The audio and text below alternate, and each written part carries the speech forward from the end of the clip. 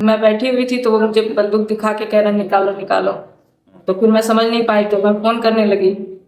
तो मैं चाहता हूं कि जल्द से जल्द जो दोनों युवक थे उनको खोजा जाए, मेरा सामान मुझे लौटाया जाए, जो मंगलसूत्र है, और उसके बाद यदि एक हफ्ते के अंदर किसी तरह की कोई कार्रवाई नहीं होती है, पूरा संगठन बाध्य होकर के। परिचय बताइए। मैं अनुपमा सिंह, प्राथमिक विद्यालय इब्राहिम पट्टी टोला में सहायक अध्यापक हूँ। कल किस प्रकार की घटना हुई थी आपके साथ? कल सुबह में स्कूल आने के बाद मैं स्कूल में बैठी हुई थी। उसके बाद दो लोग आए, कुछ देर मुझसे बात की, फिर वापस चले गए। फिर कुछ देर बाद आए और मेरे बंदूक दिखाकर मेरे गले से मंगलसूत्र और मोबाइल छीन के भागने लगे।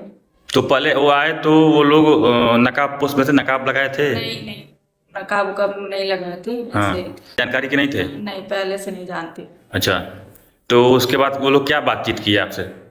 पूछें कि सर हैं, हम कहे नहीं सर नहीं है, मैडम है। तो उसके बाद वो पूछे कि हम पूछे क्या काम है, तो बोले कि मुझे बच्चे का एडमिशन करवाना, बुक लेनी है। तो फिर उसके बाद वो लोग चले गए। फिर दोबारा हम लोग कितने देर बाद आए? फिर 10 मिनट बाद आए। फिर क्या बोले? फिर आए, मैं बैठी हुई थी तो वो मुझे बंदूक दिखा के कह रहे निकालो निकालो। तो फिर मैं समझ नहीं पाई तो मैं फोन करने लगी।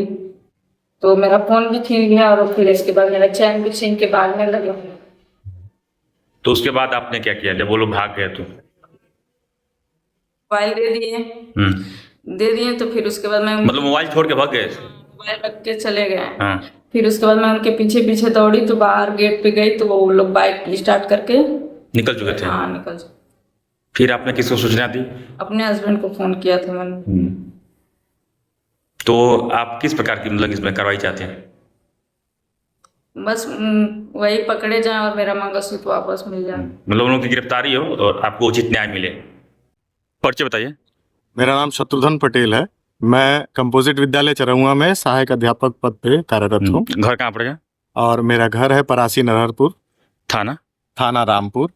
और कल बीते दिन आपके पत्नी हैं जी, जो इब्राहिम टोला प्राथमिक विद्यालय में कार्यरत हैं जी, उनके साथ किस प्रकार घटना घटी थी?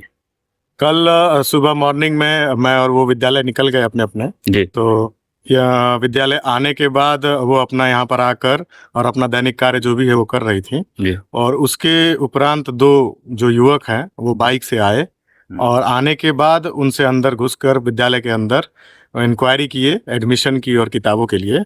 और उसके बाद जब उनका जवाब सुनने के बाद वो सब अंदर बाहर ताक तुक कर अच्छा, देखे कि आजू बाजू कोई पुरुष तो नहीं है।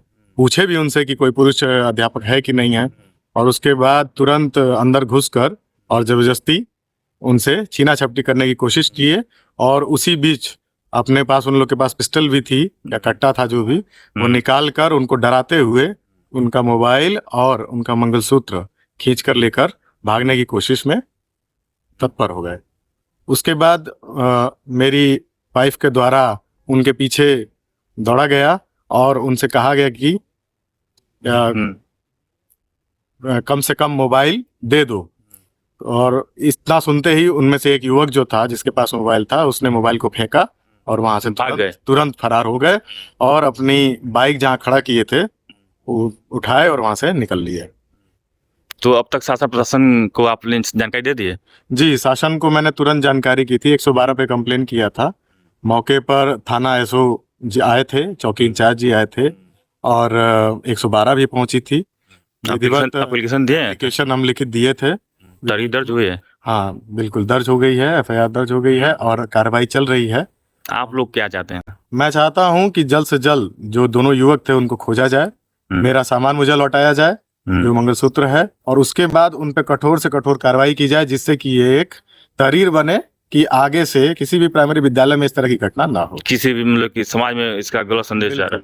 हर विद्यालय में शिक्षिकाएं हैं, हर जगह इस तरह के मामले हैं। अगर इस तरह की घटनाएं होंगी तो आदमी कहाँ सुरक्षित रहेगा। अध्यक्ष जी एक बार परिचय बताइए। मेरा नाम अशोक कुमार यादव, प्राथमिक शिक्षक संघ के अध्यक्ष, कल बीते दिन इब्राहिम टोला प्राथमिक विद्यालय पे छेती जैसी घटना हुई थी, क्या जानकारी मिली थी जिसके लिए आप आज आए हैं?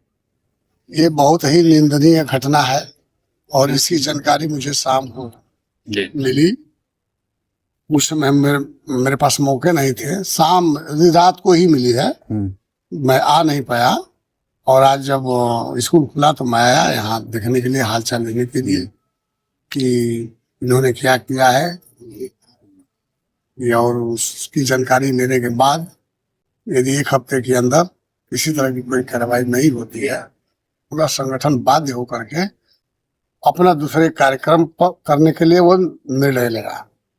इस प्रकार घटनाएं हुई हैं तो आप लोगों की क्या मतलब की मांग है, किस प्रकार कार्रवाई चाहते हैं? हम ये चाहते हैं कि उन जिन्होंने घटना को अंजाम दिया है जी उसको पुलिस तत्काल पकड़े और कानूनी कार्रवाई करके उसको जेल भेजे।